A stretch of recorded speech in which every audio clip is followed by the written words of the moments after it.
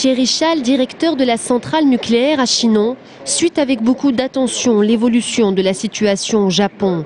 Mais selon lui, il n'y a pas lieu de s'inquiéter, car à Chinon, la centrale respecte un contrôle important de l'ensemble des dispositifs de sécurité.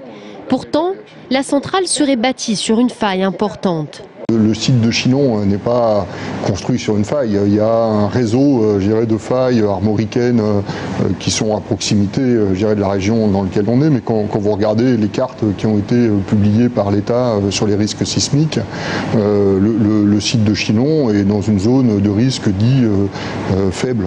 Donc il y a très faible, modéré et on va en graduant. Donc on est sur des risques qui sont tout à fait faibles dans une région où le risque est sans commune mesure avec ce que l'on peut connaître au Japon, où là l'activité sismique est très intense.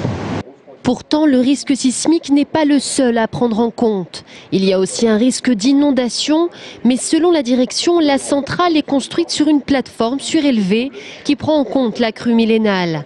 Toutefois, le réseau Sortir du nucléaire ne l'entend pas de cette oreille.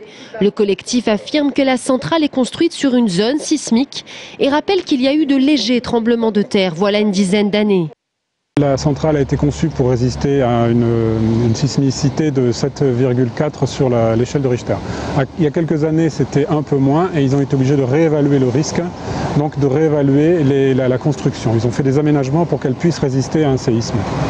Donc il y a vraiment un risque sismique On a un risque, oui, c'est sûr.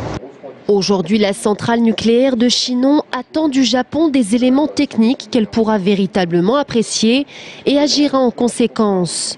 Une chose est sûre, les événements au Japon ouvrent le débat sur le nucléaire, et cela dans le monde entier.